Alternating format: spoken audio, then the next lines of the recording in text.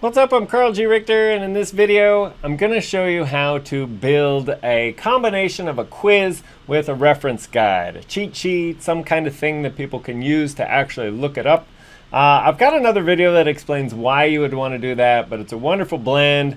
Man, people look stuff up these days, so why not get them in the habit of doing it? So I'm going to go ahead and walk you through here in Storyline. You'll see that I have added a little text box here. That we've got a quiz question about construction entrances, and I'm going to make it so that they can actually refer to the drawing of the construction entrance before they answer the question. So I'm going to go here and I'm going to make a layer. This is very easy to do, and on that layer I'm going to go ahead and I want to just block everything out here, so I'm going to use a big old box that is the same color. We'll go through and change it so that I've got it here as our same thing. Then I've got a whole bunch of different detail drawings. So I'm going to go through and find the one here that is for our construction entrance, which is this one. So I'm going to go ahead and I'm going to drag page 1 and page 2. I'm just going to put it right here. I can go through here with my cropper tool and crop this guy down a little bit and get it into place. A lot of times I use Snagit because Snagit is a little bit better at giving you the ability to really fine-tune exactly how you crop things. I'm going to go ahead and do that.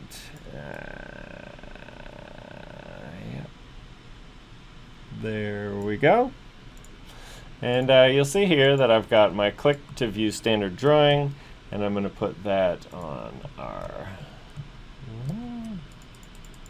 So I'm going to have say view page 1, and then a pipe, and I'm going to say view page 2. Okay, so I'm going to go ahead and duplicate this layer. So I could go ahead and name it page 2, and I could name that one page 1. But really what we need to do is to go through. And first we build our layers. You may be wondering why I left that one on there. And that's just so that I can get something that's going to fit nicely, and I can use it as a reference point so that I know exactly like how much of the screen that it fills. That's going to look pretty good. A little bit off. I can make it go over here. You can drive yourself crazy spending every minute getting every pixel exactly perfect. That's pretty close. Yeah. So now all we need are some hotspots. So I'm going to go in here. If you've been working with Storyline a while, you've already figured out all of this.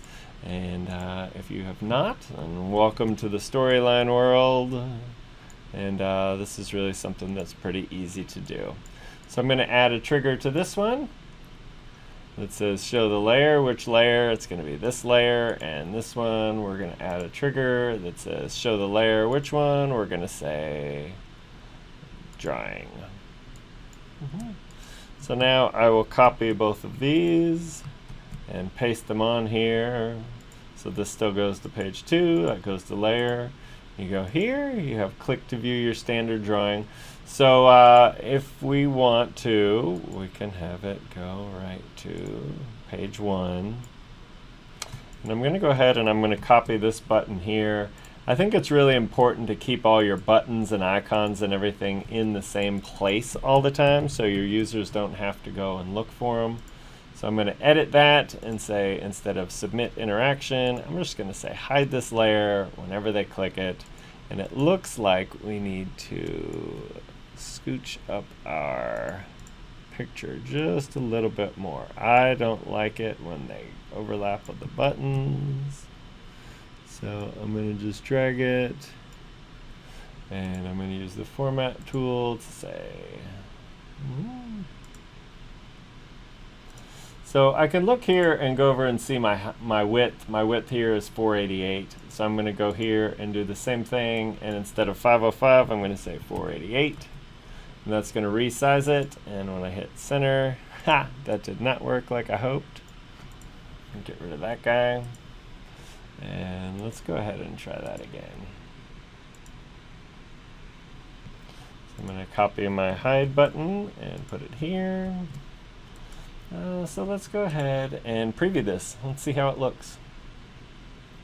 Alright, so it fades in. We've got all our things here. I can click to view the drawing. I can click to view page 2.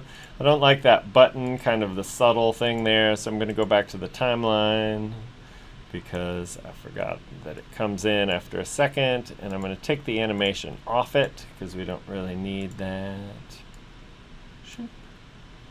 I try not to have things move unless you really want to call attention to them.